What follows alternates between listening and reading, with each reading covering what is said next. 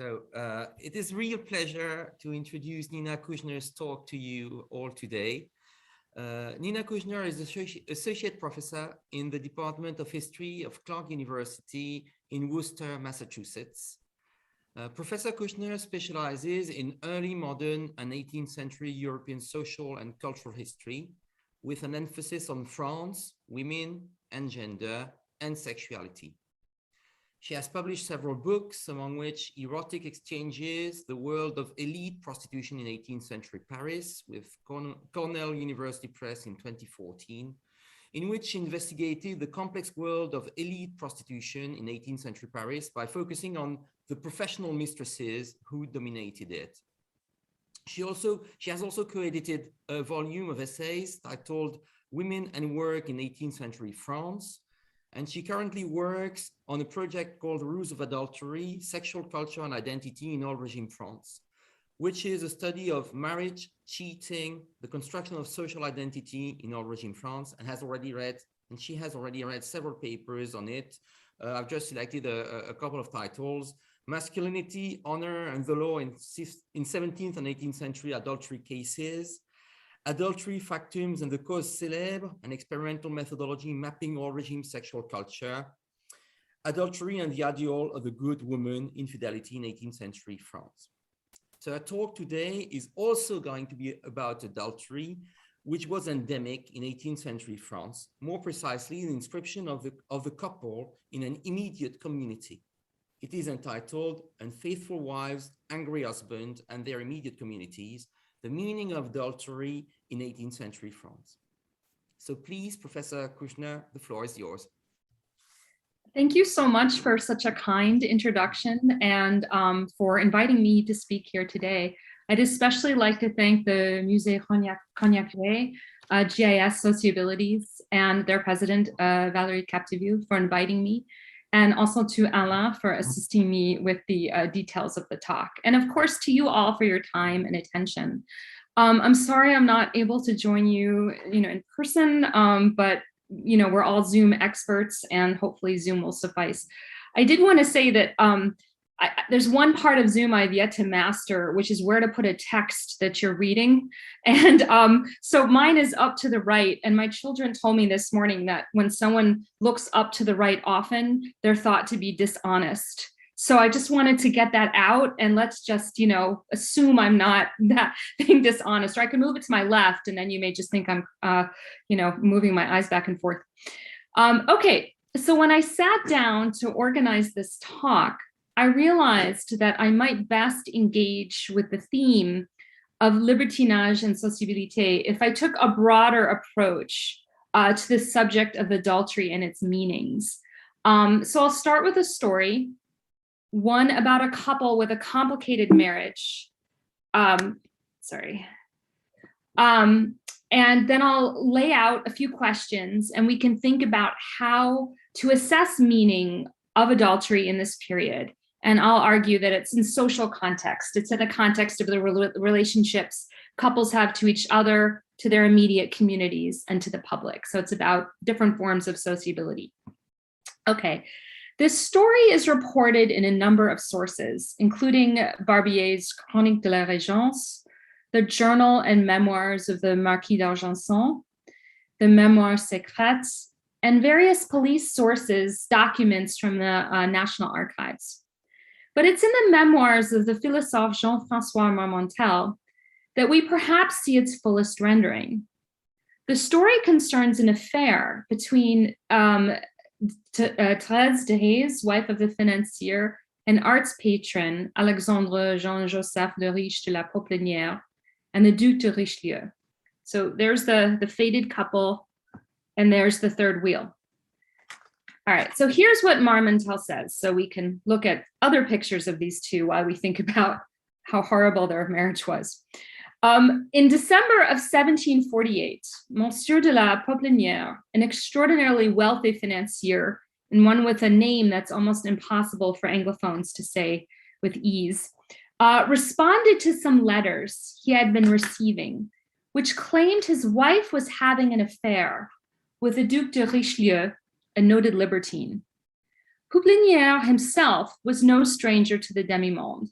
His wife, daughter of the actress Mimi Dancourt, had once been his mistress and had, at least according to Marmontel, cleverly manipulated the financier into marriage. Dehaze was apparently friends or friendly with Madame de Tencin and presented herself to this older woman as a young innocent whom Pouplinière had seduced with the hope of marriage, a prospect she claimed he was no longer considering. Madame de Tencin put herself on the job and supposedly said, "He will marry you. I will make it my business. Pretend we never spoke." Tencin then informed Cardinal Fleury that Pouplinière had taken advantage of the girl. He had been paying for her education and her development, but they were having a sexual affair and had since Dehaze was in her mid-teens at least. So that he had taken advantage of the girl, and that action on this matter would be a way to send a message to others as, or so Marmontel claimed, having a mistress, I'm quoting, translating, having a mistress was not yet an official luxury, and the cardinal prided himself on maintaining good morals. So when Pouplinière went to ask for a renewal of his tax farm, the cardinal told him that the king intended to award it to the man who married Dehaze. It is fair at least that having seduced her, you will leave for her the dowry, the estate to which she had a right to expect from you, and that you had promised her. Needless to say, they married. They married in 1737, and they established a luxuriant and lively household, eventually in a hotel in the Rue de Richelieu. Regular guests included the painters Van Loo and Latour, and you can see their work here. They painted around the same time, Madame and Monsieur. Musicians, Rameau lived with them. Even Voltaire, Rousseau, and of course Marmontel frequented their gatherings. In 1745, Pouplinière bought a large house in Passy from the grandson of the financier Samuel Bernard, at which the financier greatly expanded his patronage of an engagement in the arts.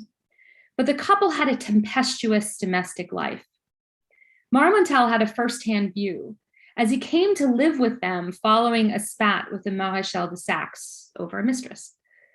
The philosophe had a great many things to say about Madame de la Pouplinière, her intelligence, her wit, her engagement in the artistic and literary life of the capital. He said she had the mind of a Lumière. Barbier, in his discussion of the affair, was less flattering and claimed Madame de la Pouplinière lived like, quote, one of these petites maîtresses. Rousseau seemed to actually hate her, noting that she had received him ungraciously and had pretended to criticize his work. She actually criticized it. There was no pretending. On two different operas, using her sway with Rameau and the Duc de Richelieu to force major revisions that Rousseau thought unnecessary. Whatever the case, once Monsieur de la Pouplinière began to receive the letters, he tried to curtail his wife's social life, have her withdraw from the monde into which she had thrown herself, and confine her activities to their residences. Madame de la Pouplinière characterized this demand as capricious tyranny and humiliating slavery. The two fought. Marmontel tells us that Monsieur de la Pouplinière had his wife watched night and day, and that she came to see her husband as her jailer while she was his prisoner. The couple was miserable. Marmontel described Monsieur de la Pouplinière's dreary, taciturn mood and his wife's cold indignation.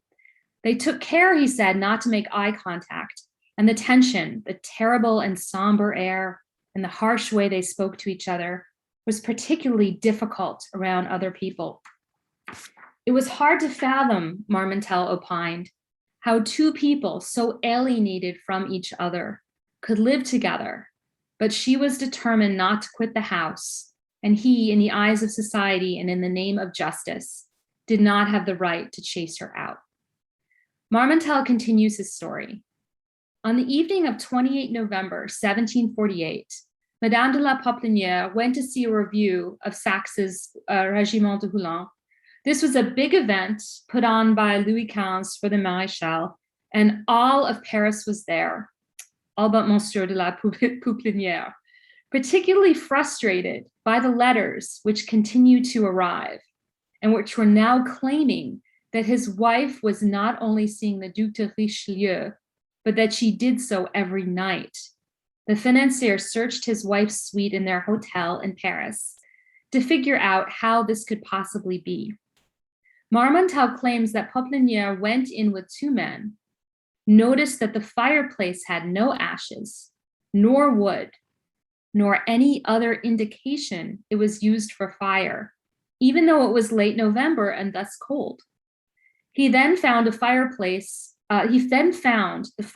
contained a panel which opened, and through which was a secret passageway to the music room of the mystery tenant who had the adjoining hotel. That tenant was none other than Richelieu. Pouplinière then called the commissioner to come, a police commissioner, to come and make an affidavit certifying the existence of the passageway. Now, Barbier gives a slightly different version of the story, in which Monsieur de la Pouplinière, having been tipped off about the passage by his wife's disgruntled ex-maid, brought with him, when he first made the inspection, a mason, two notaries, and a police commissioner. The stories line up at the next point. Someone sent a warning to Madame de la Pouplinière at the review, and she returned home at its close with the Maréchal de Loendal, and possibly Saxe. It's unclear whether he came a few minutes later or whether they all came together, but it doesn't really matter.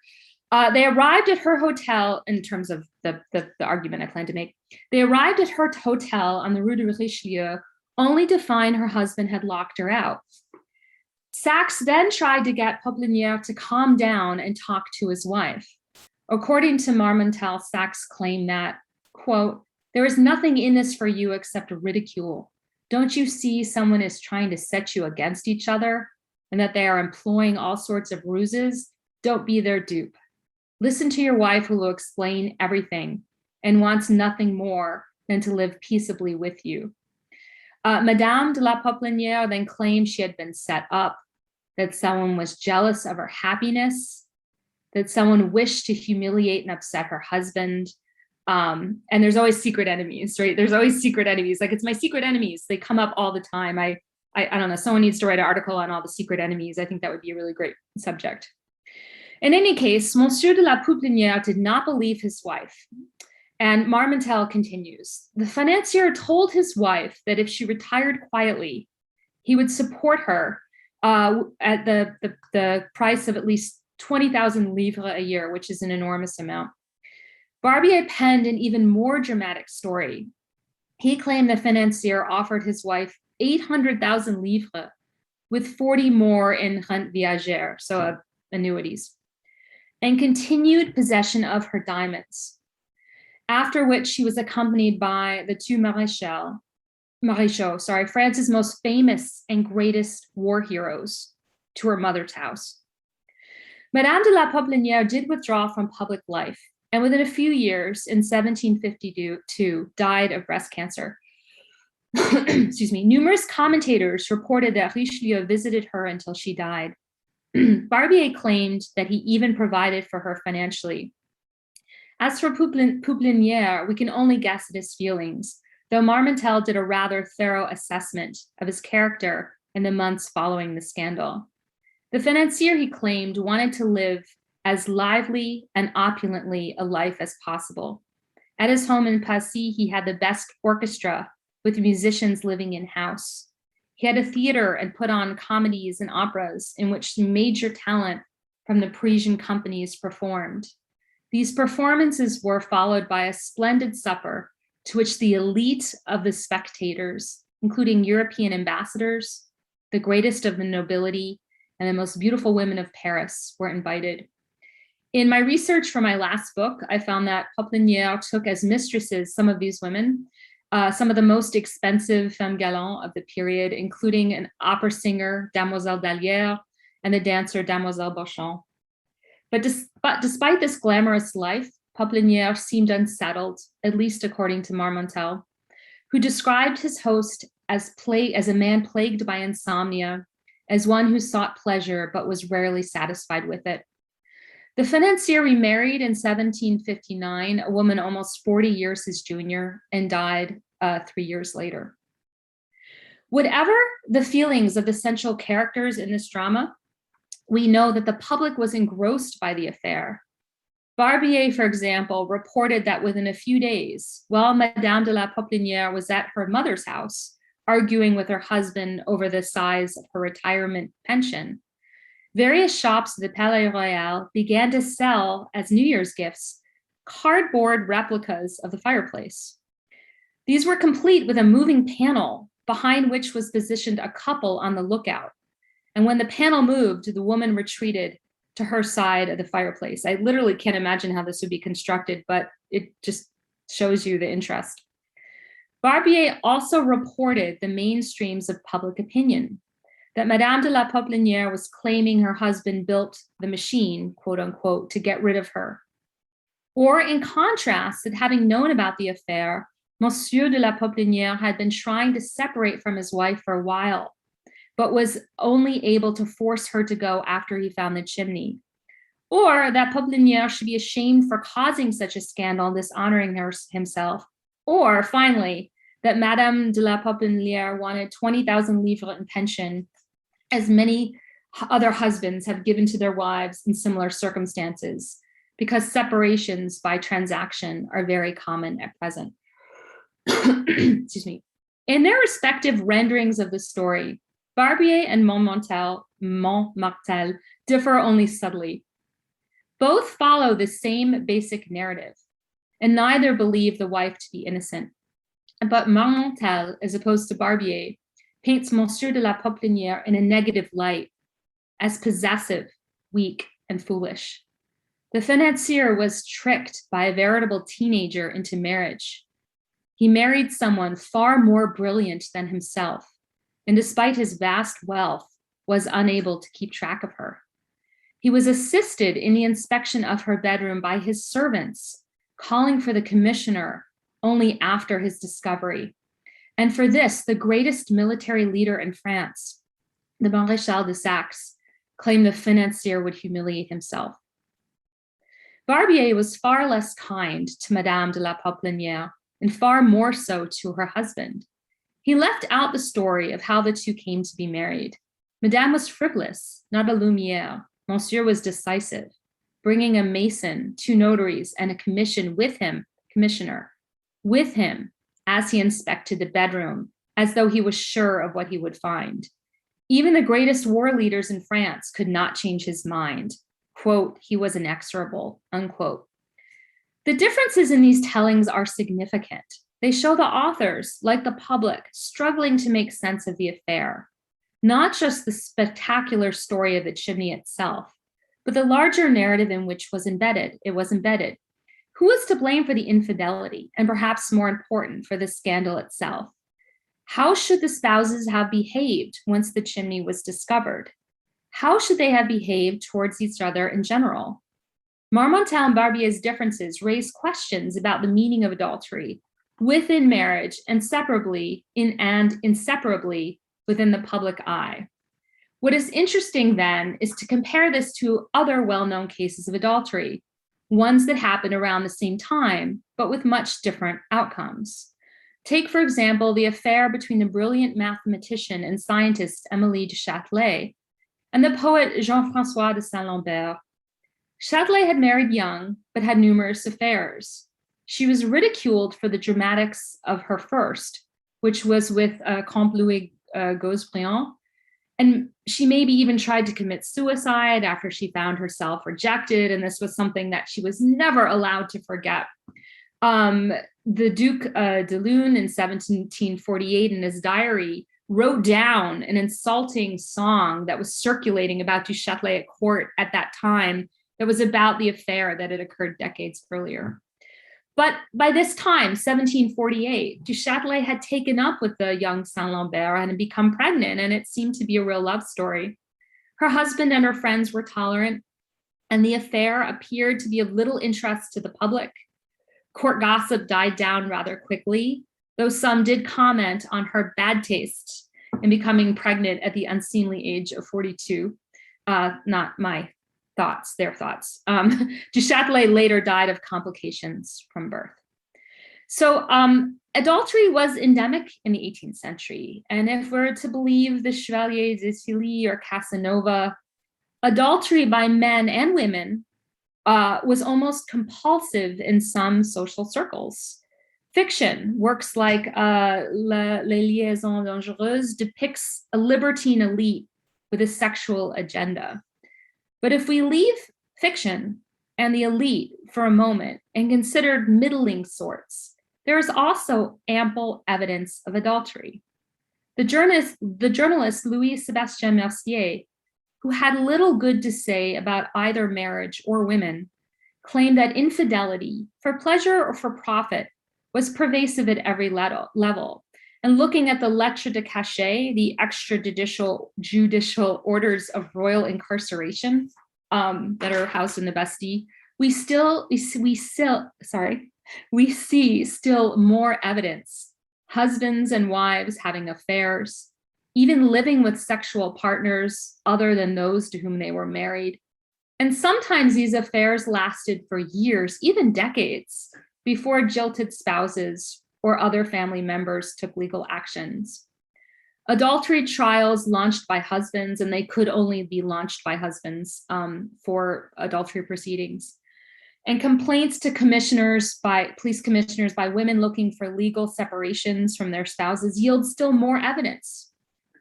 So across this broad range of sources, we see that while some adulterous men and women suffered consequences ranging from crises of conscience and marital breakdown to social shunning and public mockery for their affairs, others, often from similar backgrounds, did not. All this leads to my question, or rather set of questions.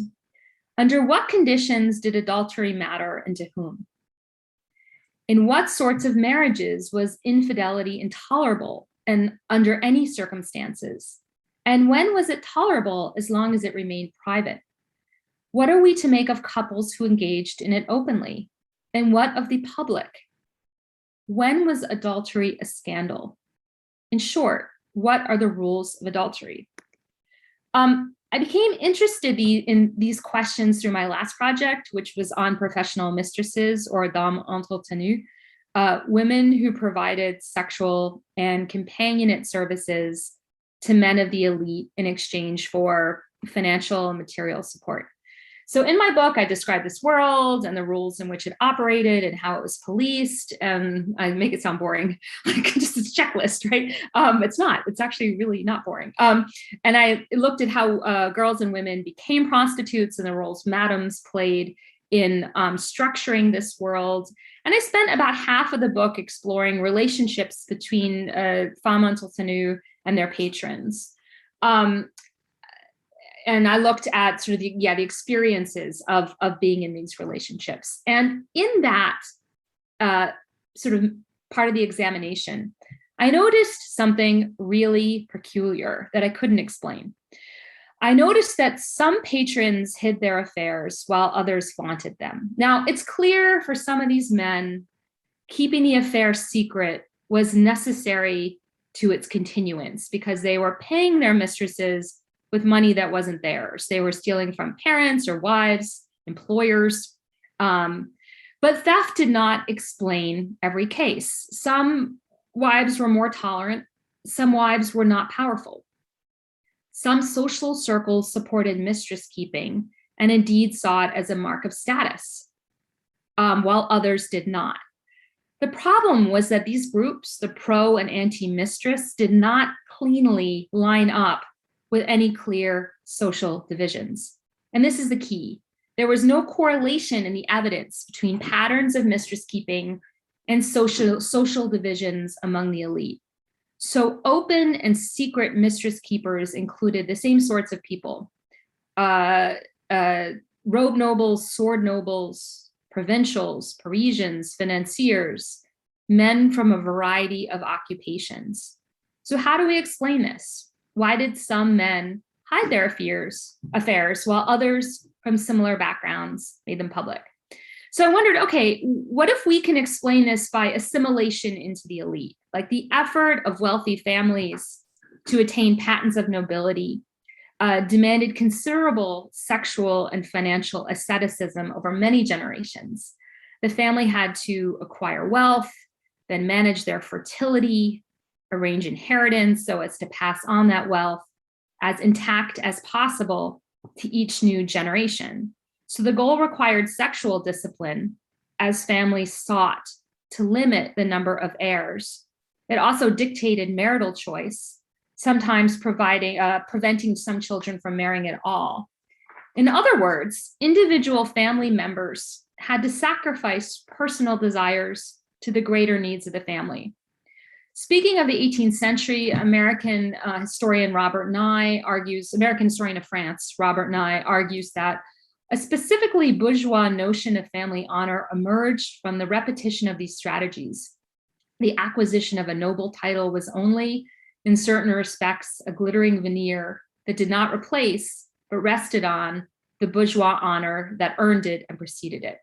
Of course, there have since been challenges to this idea of the bourgeoisie, but Nye's larger point about multi-generational discipline has been studied at length, and whatever we might call it, it's well taken. And clearly, mistress keeping was antithetical to this ethos. It could be extremely expensive. Men who fell in love would often just keep throwing money at their mistresses and just work through major family funds.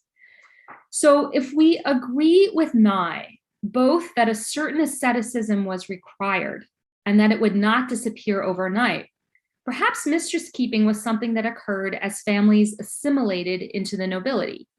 There's vast literature on assimilation, but little of it deals with sexual ethics. From individual studies, however, we can see that some elites were quick to take up this particular aspect of aristocratic culture, often in advance of ennoblement.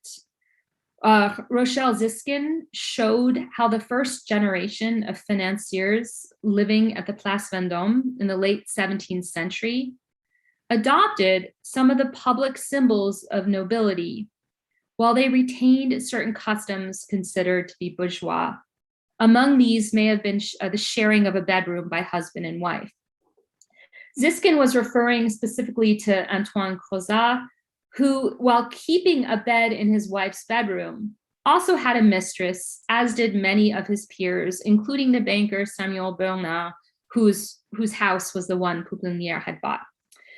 Bernard had a long affair with Mademoiselle Fontaine, with whom he had 3 daughters. By the second generation, argues Ziskin, the practice of sharing a bedroom had disappeared at Place Vendôme. Both of Bernard's sons, the Comte de Coubert and Président Drieux, were rarely without a high-profile mistress. So that's 2 generations. Pouplinière is the second generation financier. Assimilation, however, is a really difficult argument to make, given the dynamism and heterogeneity of the elite in this period. There were established noble families, for example, who were adopting new models of companionate marriage, or who had very limited tolerance for sexual permissiveness. There were non-noble families that tolerated adultery. Sexual permissiveness never characterized the whole nobility, just a portion of it, but which portion? How can we characterize those couples which tolerated mistress keeping and those who did not? One approach might be to think of this problem as one of sexual cultures. And I define a sexual culture here as the shared sexual, as a shared sexual practice, mores, and morals of a particular group. So we see men engaging in the same practice, that of mistress keeping, but the meaning and the value, whether it accrued or lost somebody's status, was defined for these men by those that with whom they shared a sexual culture. And was defined for these men and those around them by the sexual culture in which each was ensconced. In mistress keeping, sexual culture does not always line up with all those groupings and categories into which we stuff subjects of the old regime, and they stuff themselves when we want to explain something. So let's turn back to adultery and think for a minute. So done with me. Okay, think for a minute about the wide range of meanings associated with it. Some husbands, as I've been talking about, tolerated their wives' infidelities no matter what. Others did so only as long as it remained private, taking action when the affair became known to others. Some adulterers, both male and females, were accepted by their immediate communities, by their peers, their neighbors, or even the public, while others were shamed and ridiculed and became the subject of legal action. But as with the example of mistress keeping, we cannot assume that sexual culture, and hence what adultery meant and how adulterers perceive themselves and were perceived, perfectly matched état, profession, neighborhood, religion. So we can therefore not assume that all families to whom we might attribute middling status embraced monogamy and sexual restraint, while pinning sexual permissiveness on a particular portion of the elite and assuming a more flexible ethos among the poor. Rather, if we look at adultery through the lens of sexual culture, a set of possibilities open up, most notably the space to consider adultery at 3 social levels. The first is that of the couple. What did it mean in the context of their marriage, in the context of how they interacted with each other and what they thought marriage meant and their emotions? Then we consider the norms of the couple's immediate community, or perhaps immediate communities. Who are their peers? What groups define them? And thirdly, the reaction of the public. Reflecting the ways in which reputation and honor functioned in this period, the meaning of adultery was thus dialectically constituted as subjectivity and publicity played off each other. And of course, in the middle of this is sociability. All right, let's start with a couple. At the base, adultery is about someone having sex outside of marriage. So how did spouses feel about this? Well, Emily du Châtelet's husband didn't seem to care. But what about Monsieur de la Pouplinière? Was he hurt that his wife had betrayed him? Had he loved her? He might very well have, at least for a while. Pouplinière, as we know, had taken the teenage Dehaze as his mistress, and the relationship between patron and mistress was considered much better suited to love than was the relationship of marriage, especially among those who typically married for position, status, and wealth, but not for inclination, which is exactly Pouplinière. A few men, however, financiers and some nobles, did marry their mistresses, often women who were stars of the opera and Comédie Française, and they did so for love or companionship. And I'm talking like five men, or like 6 across decades of the middle of the 18th century. It's not a very common event. Perhaps then, despite the pressure applied by Madame de Tencin, Pouplinière fell into this category. The Duc de Luynes certainly thought so. He asserted the financier had married his mistress for love. And regardless of his motives for marrying, many believe that Pouplinière cared for his wife. In Rousseau's spat with Madame de la Pouplinière, the philosophe was reportedly told by his countryman, Abbé Hubert, that Monsieur de la Pouplinière was very fond of his wife, and since she hated Rousseau, he would never accomplish much in their house. What's interesting is that spat occurred in 1745, and that was the window in which she was starting to have her affair with Richelieu, although it's not clear when the letters started to arrive to let Monsieur de la Pouplinière know this was happening. Whatever love Monsieur de la Pouplinière might have felt for his wife, his rage at her once the letters started to arrive was widely apparent. What I don't know, and what is likely unknowable, is what caused it. Were his feelings hurt? Was he angry instead that his honor had been impugned and that others, or at least one other, the letter writer, knew of the affair? Perhaps both. Maybe they're inextricable. Barbier noted that the intrigue between Richelieu and Pouplinière, which he thought started in 1744, had scrambled the household. He was brouillé. There were scenes, and the husband mistreated his wife. Mistreated always referred to physical violence. Madame de la Popelinière made a number of formal complaints to Police Commissioner Glau of just such mistreatment. In April of 1746, she summoned the commissioner to her hotel on the Rue de Richelieu twice. In the first instance, she greeted the commissioner from her bed, lying on bloodied sheets.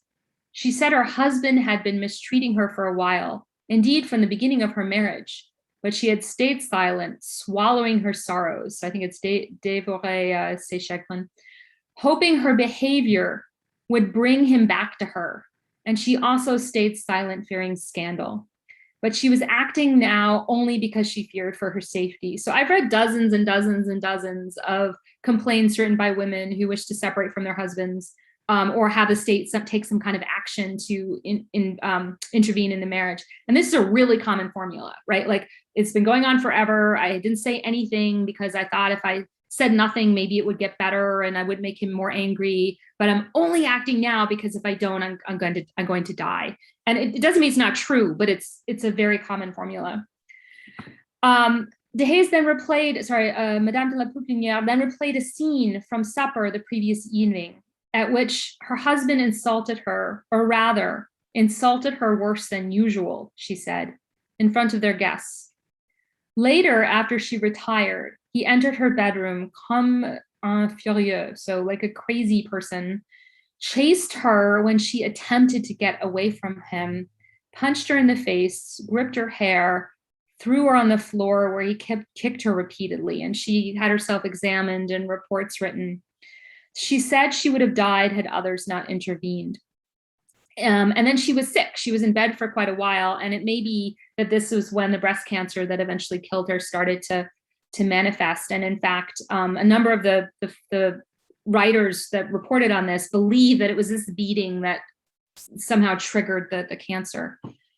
Okay, sorry. So in a second complaint, 2 days later, she told the commissioner that her husband told everyone, once she was well, if she dared sit at his table, he would throw her place setting on the ground and drive her away.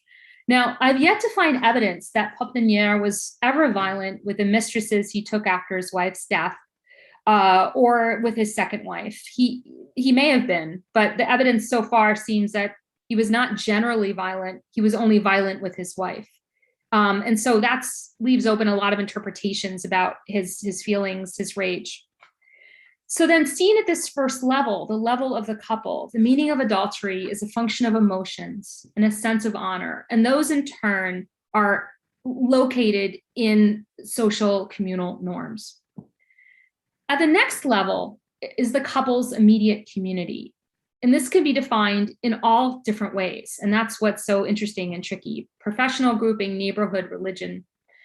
Julie Hardwick, in her recent book on sexuality among working class men and women in late 17th and early 18th century Lyon, found that there was widespread family, community, and even, or most significantly, judicial acceptance of premarital sexuality, and even premarital conception, as long as the sex had occurred in a relationship that was headed toward marriage and the couple took steps to support an infant. So that's a sexual culture.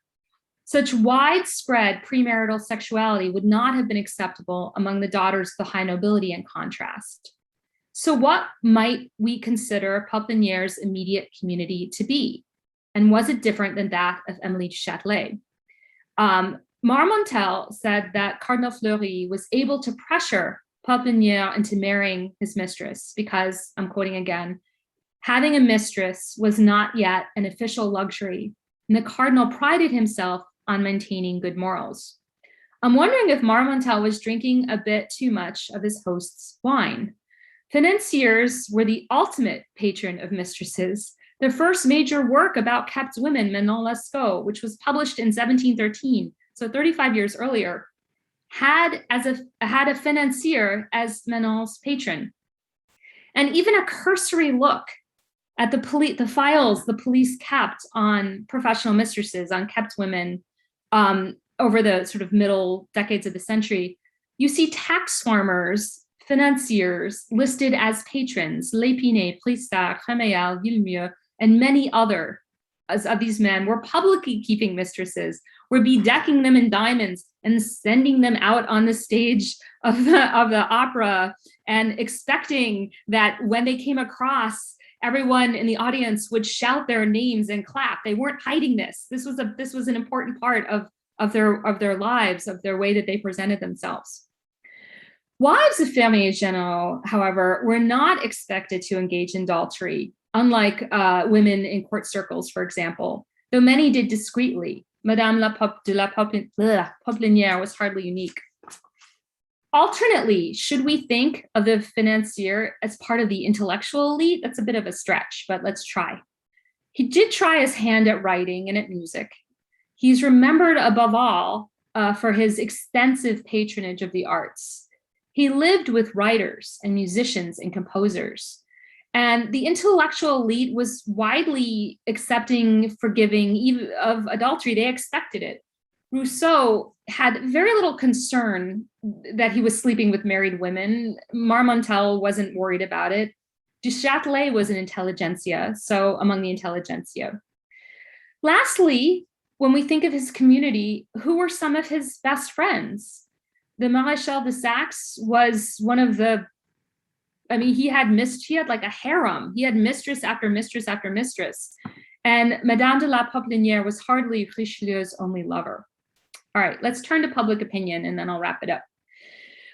Private sexual behavior was meaningful in part because of public reaction to it. What humiliated Monsieur de la Poplinière did not scathe Monsieur de Châtelet. One wife was ruined, the other was not. Public engagement in the Poplinière affair then was not just a reaction to its prurient nature or schadenfreude for an arrivist couple, admiration for the deftness of the subterfuge, the excitement of the involvement of three Maréchaux de France, Richelieu was one as well. It's like a deck of cards, or the fact that it was a really good story. Nor was it exclusively about the relationship of the couple, but rather their position and what was permissible to them. It was partly a function of who they were and how their identities made that affair an affair. In short, the meaning of adultery was a function fundamentally of sociability, very, very broadly defined. All right, that's it.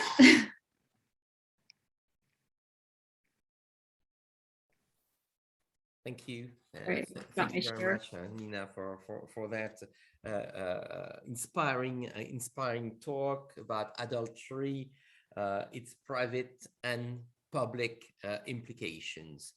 I'm sure there will be questions from anybody. If you want to ask questions, either you write the word question in the chat section, or just open your microphones and start asking, right? I don't see most of you, so please feel free to just step in and ask any question you want.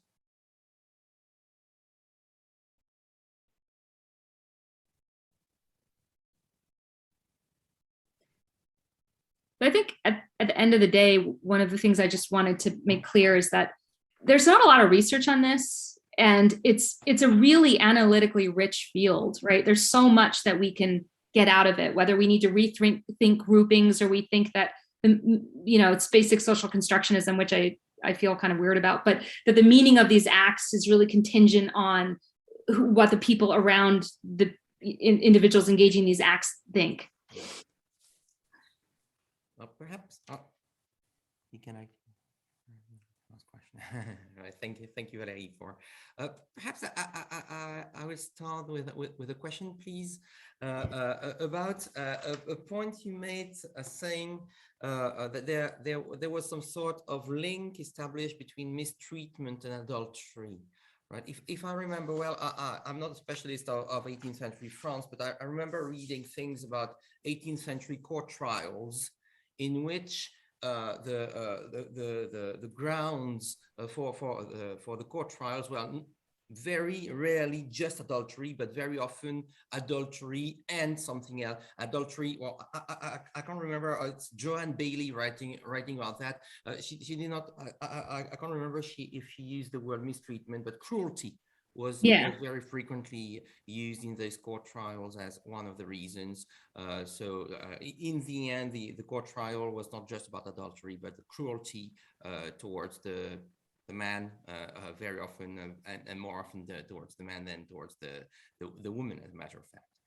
So most adultery cases never resulted in trials. So just to clarify, according to the law in this period, there's only two sets of behaviors that constitute adultery. So one is if the wife has sex with someone who's not her husband, and the other is if the husband brings home and sets up in his marital house a mistress.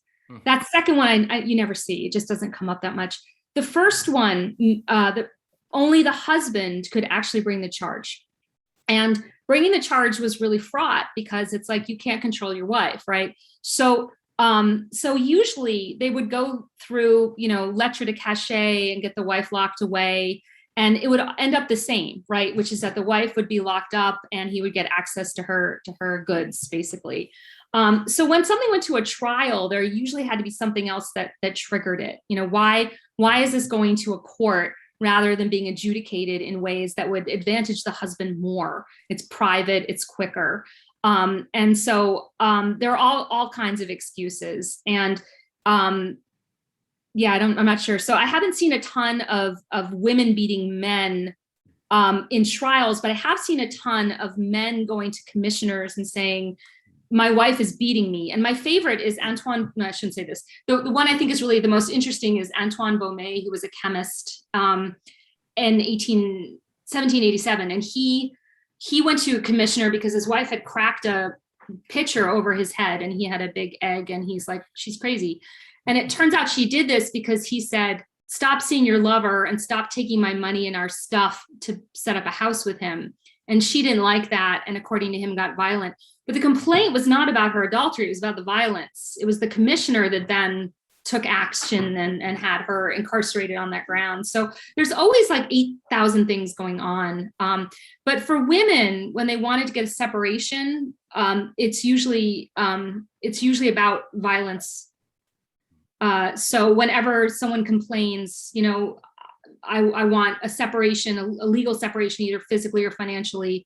The physical is I'm being beaten up, and the financial is that my husband's spending our shared wealth irresponsibly. I'm not sure if that answers the question. Well, it does. All right. Yeah. Okay. It does. Thank you very much. Anybody else? I have a question. Yes, thank you very much for your very interesting talk. I was just thinking the three levels you mentioned are really interesting because especially when you consider the second level, the couple's immediate community, I was wondering about sociability if, because we often say that a gentleman is someone that sometimes whores or is corrupt, and this is not in a way incompatible with sociability. And this is the paradox in England, for example, when we say that there is a kind of unsocial sociability when the behavior can be excessive, but still you can be considered as a gentleman and as someone sociable. I was wondering in France if they were those same paradoxes, and if it was considered as acceptable and even coherent with sociable behavior to be adulterous. Yeah, but it just depended on your group. So I mean, you look at court nobles, and this is normal. It's even strategic for women, right? That they're having sexual affairs as a way to advance family fortunes. But I think the question is when it becomes, there's always a line and it's subjective, right? And if somebody passes that line and they're excessive in their behavior, either how public it is or how much money they're spending, then it becomes a problem, and they're sectioned off and called a libertine. But like, what constitutes libertine behavior, I think, is a sliding scale. It just depends on where you are, you know, what your community is like. I also think, and that you didn't ask this, but when you started to phrase your question, this is where I thought you were going to go. I think there's also a lot of male bonding around. Yeah, there's a second part of my question. Okay, go ahead. There's a lot of male bonding, and also there's a lot of performance, and this is where the third level is important. Is as a strategy in performance, you stage your sociable behavior, and adultery is often part of that. Mm-hmm. Yeah, I mean, I think it also depends who's doing it. So for women, the stakes were higher. They would lose more than they would gain with it being public. Whereas for men, if they're men who are married, who are having affairs with professional kept women, the more expensive and the more in demand the woman was, the higher the status accrued by the man. And then there were, you know, these were social networks. These women knew each other, the men knew each other. They had souper frequently, and a lot of them were moving in and out of Poplinier's house, which I find so interesting, that he got so upset, right? And he was in so much trouble for something that was happening literally all around him all the time. But yeah, there's definitely male bonding around, I would say more mistress keeping than adultery, but there was socializing with couples, adulterous couples. And the last small thing, talking about social networks, do you have examples? Would you say that those attitudes would strengthen or threaten social networks? I mean, being adulterous and or what you described, is it a strength in a sociable practices, or could it be considered as a threat to your network, to your community? Yeah, I think it's contingent on the community. So you know, there's all these, you know, men who love their wives, who even wanted to hang out with them, were considered problematic. The idea is that you're supposed to love your mistress, you're supposed to spend time with her, you're supposed to ride in your carriage with her publicly. So again, I think it just literally depends on the community. There's something about there. I'll get back to it. I had another part to my answer, but I dropped it. Very much. Thanks. They're great questions. Thank you so much.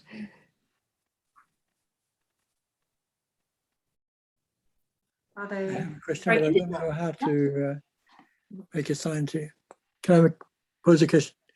Can I ask you a question? Yeah, of course. Thanks a lot. Thérèse Désir was neither a prostitute nor a call girl, nor married, and she was living with La Popelinière for some time before their marriage.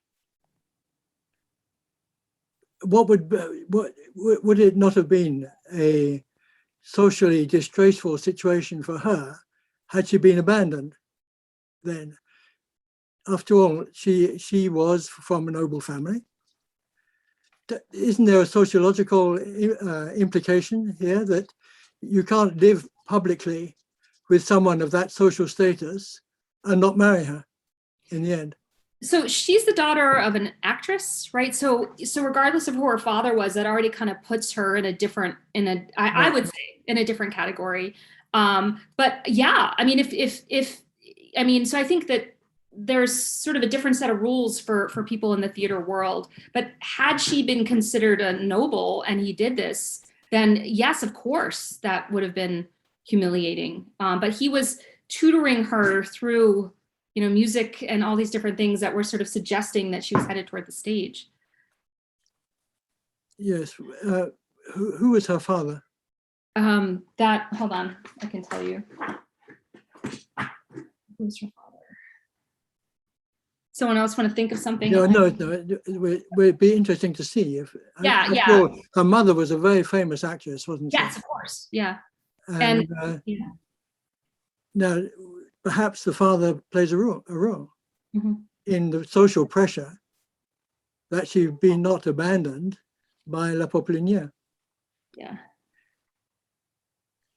he had a very well-frequented literary salon, of course, with Rameau, Moncrief, even Voltaire's friends Thierry went to lived there when he came back from London. So it was a very prominent literary circle. There was something. Yeah, well, I just wondered why. Well, the same question that you asked yourself: why it is that it was regarded as scandalous that she should be left by La Poplinière without marriage. Perhaps the father played a role. You know? Yeah, it's a really great idea, really great thought.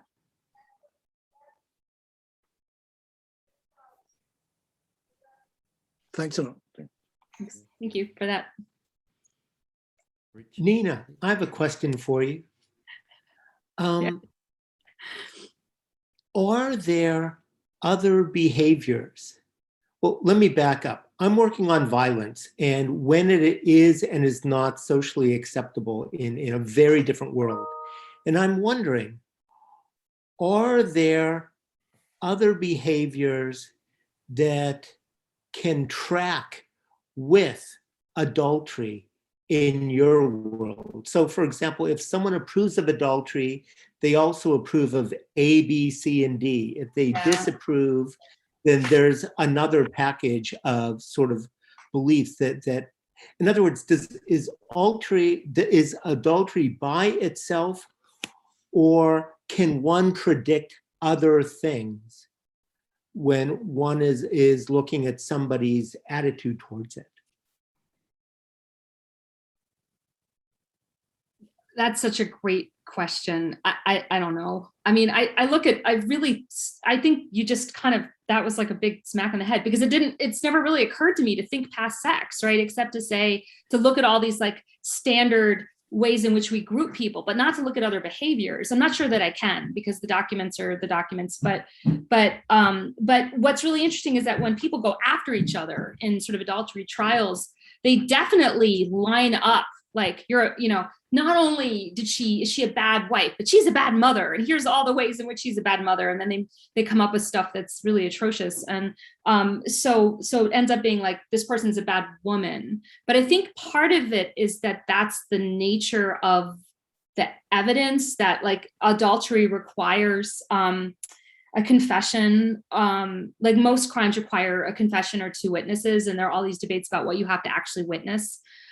So one workaround legally are to have indices and presumptions, right? So if A happens, B happened, or if A happens, B is likely to have happened. And so you see in certain sets of documents, you see authors doing this work for you, but it all comes back to sort of how gender is constructed.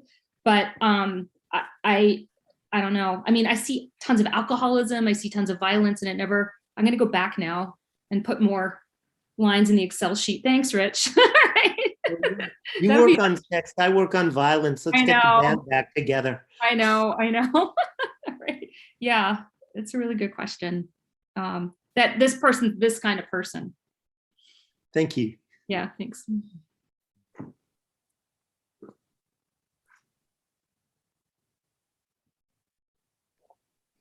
If I can ask you another question, please. Yeah. That would be about how well the notion of immediate community works with that of what you said earlier on in your presentation, the idea that sometimes infidelity was for pleasure, and I think it works well with the idea of immediate community, but sometimes for profit. Mm-hmm. And I wondered whether those persons were interested in climbing up the social ladder, for instance, and become kept mistresses of aristocrats or bourgeois at the time. How well did that work with the notion of immediate community from their points of view, not from their viewpoints, not from those of the men, in most cases, who were part of the higher social categories, but from the point of view of those kept mistresses, perhaps. I'm thinking, of course, again, I have English examples coming to my mind, but I'm thinking of the heroines of Defoe's novels, Roxana or Maud Flanders, for instance. Or So I can only answer this with any kind of moderate certainty for women who are prostitutes, right? For elite prostitutes. I mean, I'm there, we keep hearing about, I keep hearing in the sources about, Mercier talks about middle-class women who have affairs in order to support the household, but it's not as formalized, whereas the women that I studied in my first book were formalized. So there it could work pretty well, but it didn't work well forever.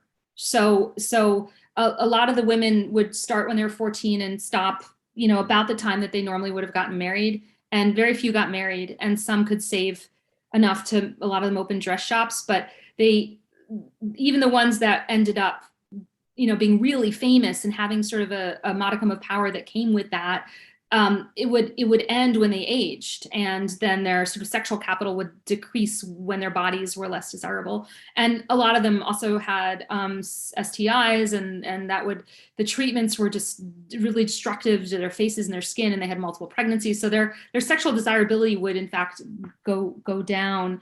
And then they wouldn't have in place the structures that other women might have that would support them as they age. So, a husband, a dower, set up in case the husband died, all these things that are supposed to. So some of them got extraordinarily wealthy and had multiple assets. So it's just a question of whether they were able to handle them effectively when they stop working. And unfortunately, there just isn't a lot of information on that, because once they stop working, they stop being of interest to the police, and they change their names so many times I can't find them anywhere. So I'm not sure if that's helpful. The other part though would be, women who were doing this for sort of strategic gain for their families, and there's a lot I know on that on court women, but I don't know how much of it's systematic. Thank you. I think there is a question in the chat. Yuna asking what would happen if the woman, while having an affair, got pregnant. So many different possibilities. The best is try to pass it off as your husband's. And there were women who were, who had been, I was just working on this one case a few days ago where this woman was actually in prison, and she managed to have sex while in prison and got pregnant. And she was desperate to get out and have sex with her husband, because it's in order to say, no, it's yours. And that became the whole focus of their fight. If they could hide it, they might. Babies were going to enfant trouvé. But here's what's amazing: they weren't, at least the professional women who were professional prostitutes, professional mistresses, didn't get pregnant as often as you might think. I don't know why. Whether it was just they had early stages of syphilis, but the fertility rates were low.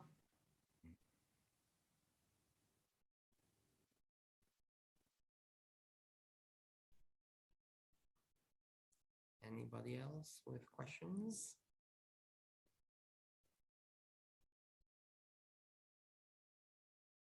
All right, so perhaps we can conclude at that stage, can we? Can we stop there for today?